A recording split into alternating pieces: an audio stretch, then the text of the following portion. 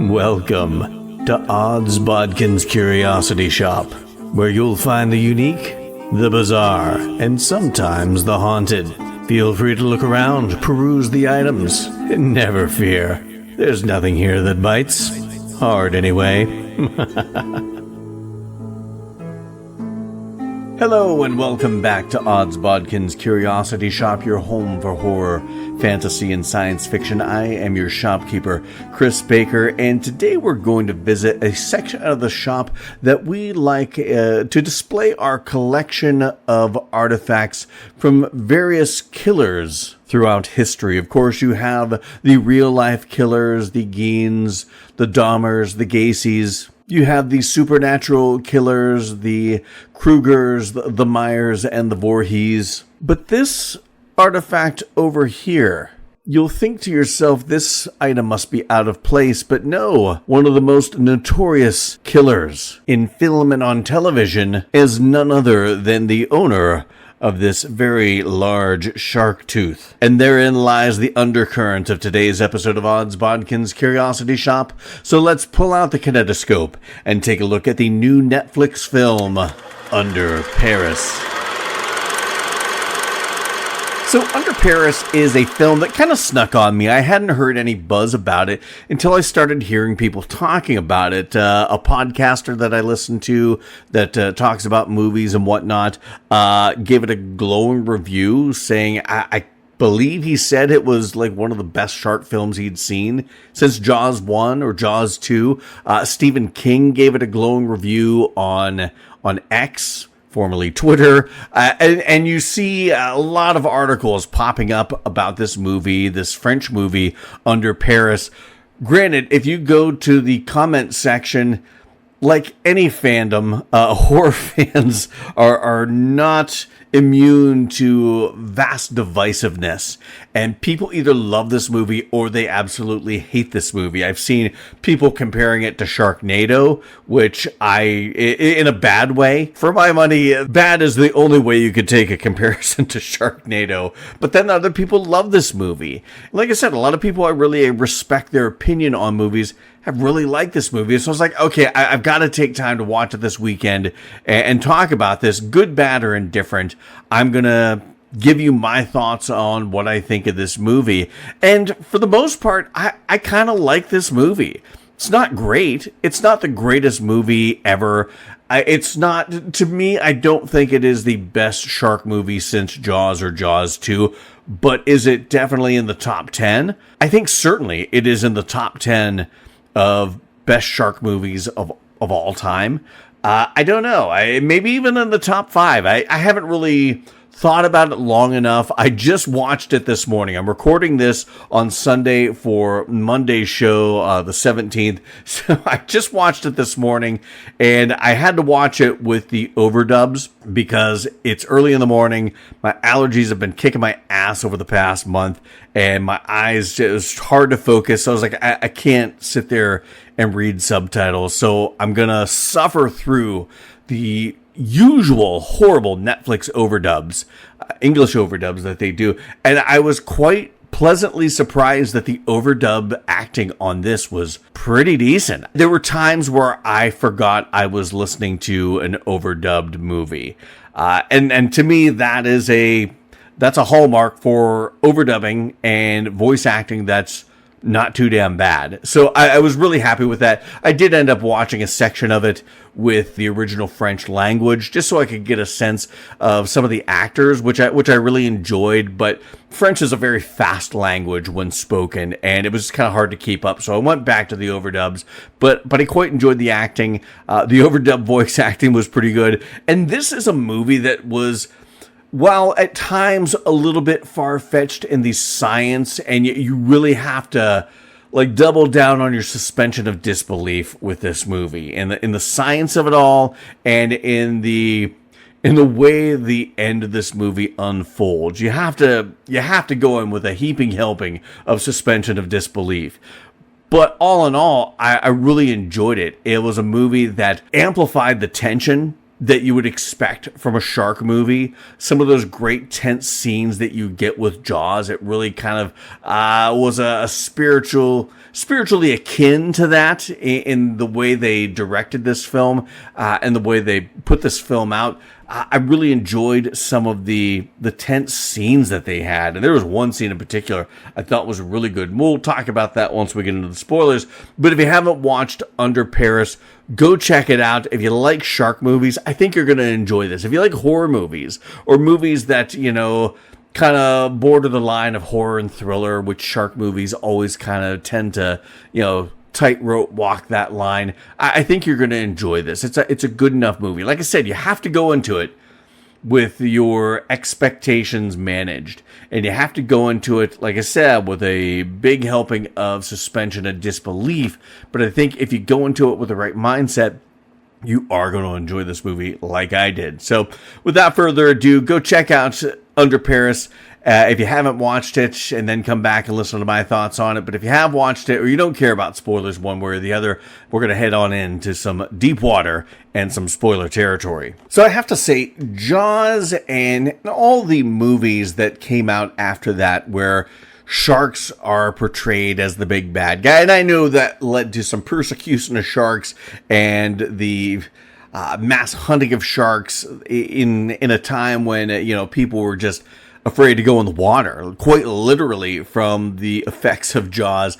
Sharks have kind of been a little maligned because of that, but I have to say, in reality, sharks are a part of an ecosystem that they have to be allowed to survive. But from a movie standpoint and from a horror standpoint, while shark movies are not my favorite subgenre of horror, by God, there are some really good shark movies out there that provide a lot of terror. Of course, you have Jaws 1 and Jaws 2.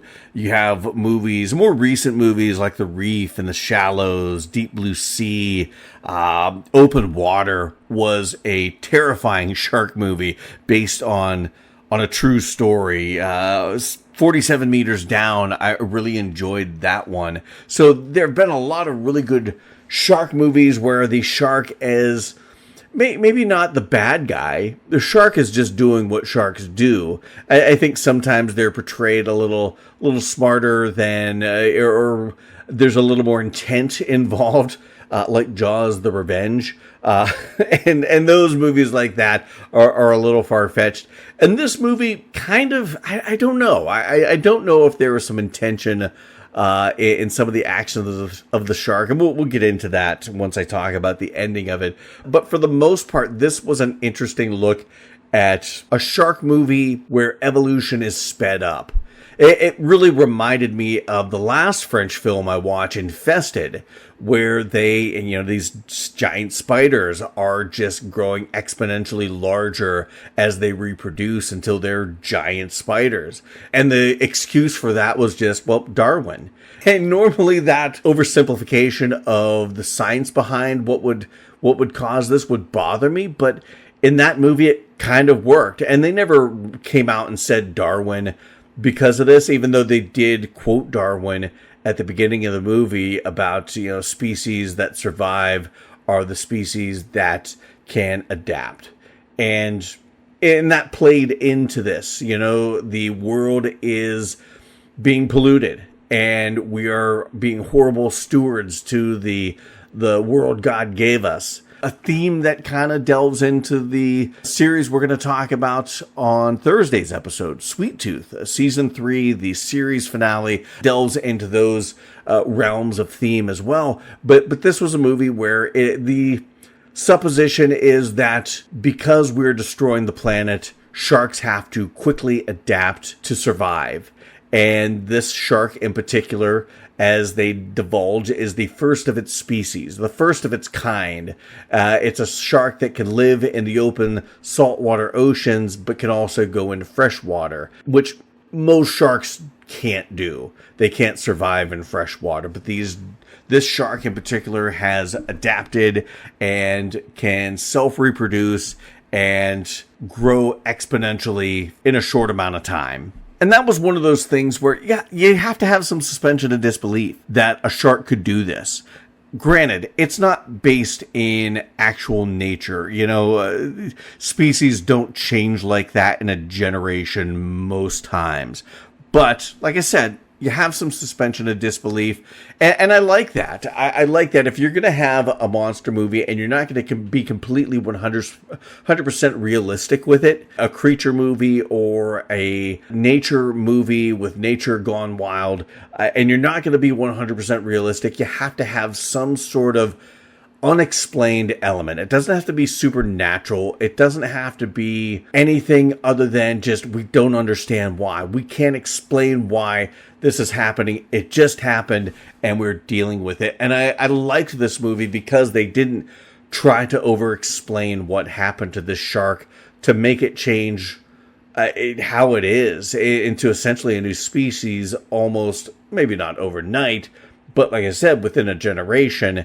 And I enjoy the fact that they don't get too lost in the weeds of how and just explain what's happening now that this new species of shark is introduced into nature. And then, of course, this shark makes its way up the Seine River and into the underwater catacombs of Paris, hence Under Paris. But yeah, this movie really focused a lot on setting up tension. There were so many scenes, from that first scene where our main character, Sophia, is out with her husband and her team of marine biologists. I don't know exactly what their jobs were, but she's out there. They're looking at this shark that was like 2.5 meters long. The last time they saw it, now it's like 7.5 meters long. That's like going from 8 feet to, I think, 24, 25 feet, something like that. And her team gets decimated in the water. And the tension leading them to the buildup of that shark attack was just so, it was a great way to start the movie. It had very much Jaws vibes to it. It's not about what you see, it's about the anticipation of what you know is coming. You didn't have that musical cue, da-da, da-da. You didn't have anything like that, but you knew it was coming through other machinations with the communication between the boat and the sonar and the guys in the water. But you still had that same kind of anticipation. And one of the things they did really well with this movie is the fact that it wasn't so much what you see that is scary. It's what you can just barely see, or you're seeing out of the corner of your eye, or, like I said, the anticipation of what you know is out there, which I really enjoyed that. And it made for some really good tense moments. There were so many scenes where you saw, like, somebody swimming in the water, and then this backlit silhouette of this giant shark swimming up to them, or like walking along the Seine River and seeing a fin pop up and swim off screen was just kind of very chilling moments like that. So they had a lot of really good scares. And then when you have that big catacomb scene where you have all these very young, very idealistic characters thinking that they can hug the shark back into the ocean. A very oversimplification of a very complex matter. And these kids are in this catacomb, which is practically underwater. Like, they describe it almost like a lake, and the cops show up and then the shark attacks, and just the mass panic and hysteria, people falling into the water, slipping, being pushed, people being pushed under the water. It was chaos, and the shark attack and people losing limbs. It had some gore without being overly gory, and it just had some really good moments, and it was frightening and sort of a what would I do in that sort of situation kind of a scene. And it was, like I said, mass chaos. And then you had one of the characters, Leopold, just a side character, a B character in this, but you cared enough about him that what happened to him was just, it was jarring. And I think that's another thing. One of the things I liked about this movie is that you had like two main characters. You had the Sophia character. She's this shark expert, marine biologist. I don't know as if they ever really give her specific title, but she's been tracking this shark. You have Adil, who is a member of the police force in Paris, and they're kind of your main characters. But then you had a lot of other characters in Adil's team that he works with on the police force that you never learn a ton about them. But you learn enough about them, or you experience enough with them to see they're good people, they're good cops, they're caring, they're trying to help Adil and Sophia with this problem. So when any and all of them end up dying at the teeth of this shark, it does have some emotional weight to it. I wasn't crying when they were all killed, but it was more of the, oh God, they died. And that was a horrible way to die, getting bit in half. That's not good. So you cared enough about these characters, even though they didn't really go into a lot of their backstory. They gave you enough to care about them and made you feel it when they died. Now, there was one character, this young girl, Micah. She was a character I couldn't wait till she died. And I hate to say that, because it's not like she was a bad person. She was just one of these young people that it really delved into the idealistic self-righteousness of youth. And she was one of these, animals should be on the same level as people. We shouldn't kill animals just like we shouldn't kill people. And like I said, it almost acted like she thought, she even said at one point she can communicate with the shark, and very naive look at the world and look at nature. The shark isn't there to communicate. The shark is there running on instinct. And you fuck with my baby shark, and I'm sorry for anybody that has that stupid Baby Shark song stuck in their head now, but you fuck with my baby shark, I'm going to eat you. Sharks don't want hugs. Sharks just do shark things. And her character was very annoying. Like, the cops are in the water and they're trying to investigate this shark, and she tells her hacker friend to turn off the little tag that they can monitor where this shark is. Just a very selfish character, because she believes her own ideals are more important than anybody else. And that was a character, that Micah character, I just absolutely could not wait till she was eaten. And I was not disappointed. The shark came up from underneath her and boosted her out of the water and probably took off her lower half. But you had a lot of good characters. You had the mayor of Paris. She was very much like the mayor of Amity Island, who cared more about, beach parties and not scaring away the tourists than people dying because of shark attacks. You had a mayor that was very much like that in this. They had this triathlon and could possibly be hosting the Olympics if this goes well. And they've spent a lot of money on getting the Seine ready for this triathlon. And the triathlon's going to go down no matter if there's a shark threat or not. And you really hate this character. And another character that, when she met her untimely demise at the teeth of a shark, it was very satisfying. And outside of to me, the catacomb scene and all the carnage and chaos there, that was probably one of the best scenes, if not the best shark attack scene. Seeing all these swimmers in this triathlon swimming along and the shark picking them off one by one. It wasn't gory, it wasn't suspenseful, but it was like, I knew this was coming as soon as they said triathlon. And I wish it could have been better. I wish it could have been more. I wish you could have seen the horror of it more, because most of it takes place on top of the water. You just see the swimmers swimming, and then all of a sudden somebody gets dragged under. I wish we could have seen a little more carnage and chaos and dismemberment, but it was still a good scene. Now, the one thing about this movie that I found a little far-fetched, even with the ample amounts of suspension of disbelief I had to have, and that you have to go into this with the scientific aspect of it. There was a plot point established early in the movie. You had these two guys magnet fishing in the Seine, pulling out scooters and shit. The one guy pulls out an old ordnance from World War II. Now, this thing isn't huge. It's only about the length of my forearm. Very small, but could do a lot of damage to somebody if the thing were to go off. And they mention how they find those from time to time, leftover relics from World War II in the Seine. Well, at the end of the movie, you have all the carnage and chaos of this shark being shot by snipers and military guys swimming around in boats trying to shoot the shark. Well, the shark's swimming away, and it kicks up like a shit ton of these old unexploded ordnances in the Seine. And like there's a shit ton of these things. And they all kind of get stirred up, float up, and then the weight of them, they come down nose first and all detonate, blowing up bridges.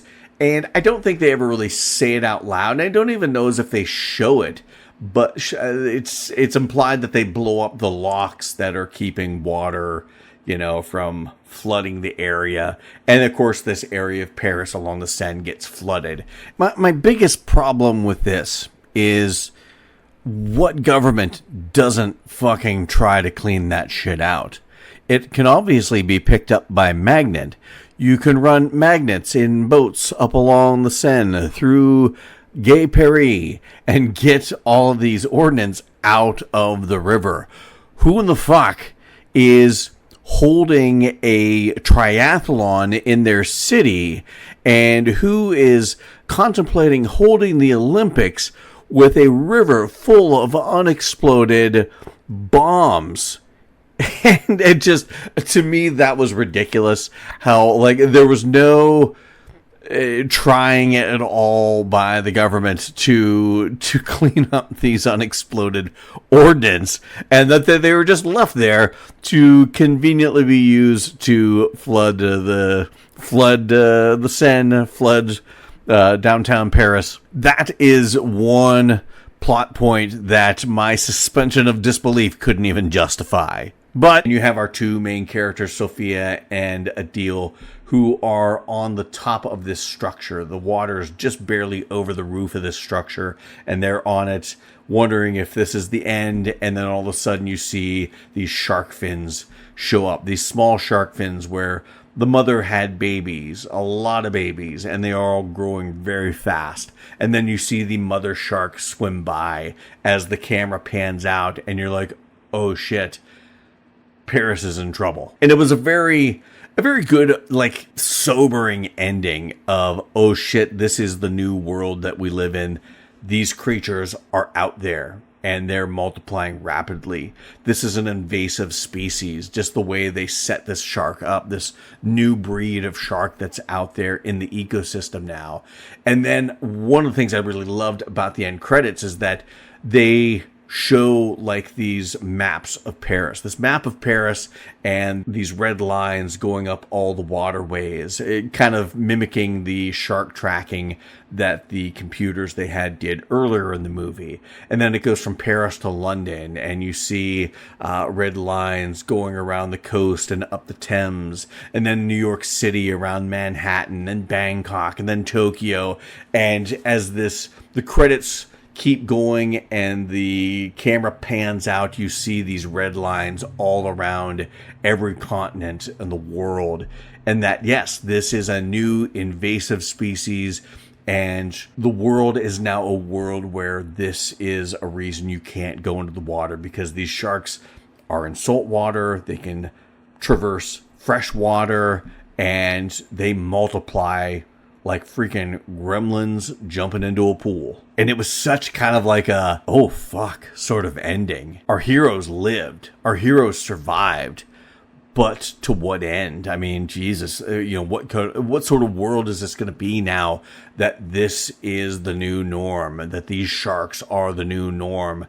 Like I said, an invasive species that are going to fill the oceans and the waterways. And it was an open ending that just left the mind to wonder what this new world is going to be like. And I have to say, they're probably not going to do a sequel. If anything, I've learned from the director of Infested when talking about, people asked him if they were going to do a sequel to Infested, because it kind of lent itself to the possibility of a sequel. He said that's not really a thing in French films.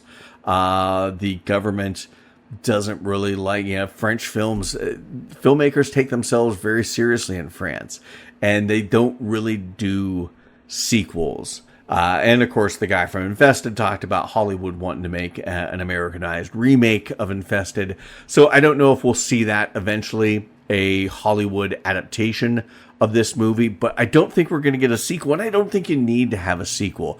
Although that would be interesting to see what this world is like once this invasive species is a huge part of the ecosystem, a dominant apex predator part of the ecosystem. It would be interesting to see that. I don't think you have to, because like I said, it really is one of those wonderful movies that just leaves you to fill in the blanks at the end. It's the end, ... and you fill in the blanks as to what happens next in that ... in that ellipses. And I quite enjoy that. Sometimes I want things wrapped up in a nice, neat little package with a bow on top, but other times I do like when you, as a filmmaker, leave things open-ended enough to the point where, I know the story keeps going, but I've got to wonder where it goes next. And I think that's one of the things about this movie that I enjoyed. Xavier Gens, I believe his name, he's the one that directed it. Not a filmmaker I'm entirely familiar with. A lot of these actors, I didn't really talk about the actors because I'm not very familiar with any of their work. But I thought the acting, was really good. I thought the direction of this movie was quite good and quite enjoyable. It kept going along at a pretty good pace. The pacing was fun and exciting and tense and very interesting. There wasn't a lot of downtime. Every scene felt like it had purpose. And I also have to chalk that up to the writing team. There's about 4 writers on this. I don't know if that's due to rewrites or how that all worked out, but I thought the story was really good. I thought dialogue can be a bit awkward with foreign films because they have turns of phrase and ways of saying things that sound a little different than how we would say it, but then I'm sure some of our slang and some of our, colloquialisms would sound odd to them if it were translated into their language. So I can look past that, but I thought all in all, a well-written film, a well-directed film, and a very enjoyable film to watch from a killer shark horror movie. I thought the pseudoscience of it all was just believable enough that, if you suspend a little disbelief, it's like, okay, I could see this happening. I could see this being a possibility. You have to suspend disbelief. For anybody that likes Sharknado and doesn't like this, come on, get a fucking grip. For anyone that for anyone that didn't like it, you don't have to like it. This film is so subjective, and not everybody has to like every movie. But I really think, if you didn't like this, give it another watch. Like I said, suspend your disbelief a little bit. And I think you might enjoy it more than you allowed yourself when you initially watched it. There again, you may still hate it. You may still think it's hot garbage. But I, on the other hand, have to agree with some of the other people out there. I enjoy this. It's not the greatest shark movie ever. It's not on par with Jaws or Jaws 2. But it is, to me, I think, for a science fiction slanted shark horror film, I thought it was really good and would definitely easily put it in my top 10 shark horror movies of all time. So there you have it. Those are my thoughts on Under Paris. You can check it out now on Netflix. And like I said, watch it in the original French if you can. You get a better sense of the acting, but if you listen to it with the English overdubs, I have to say that I was impressed with the quality of voice acting that they got this go around. Not every Netflix movie. As a matter of fact, most Netflix movies have horrible English overdubs. It's not a slight on the voice actors who do that. I mean, they're just doing their job, but a lot of times with Netflix foreign films, the overdubbing just is not good compared to the movie. But this, I have to say, was one of those where I thought the English overdubs, the voice acting they got was really good. they've upped their game on this one, and hopefully Netflix will continue to do that, because sometimes it's just easier to watch it in English when I've had a long day and I don't want to sit there and read the whole movie. Or if it's like this, French is a very fast language, and it's easy to miss things. But if you listen to the overdubs, I think, that's all right with this movie.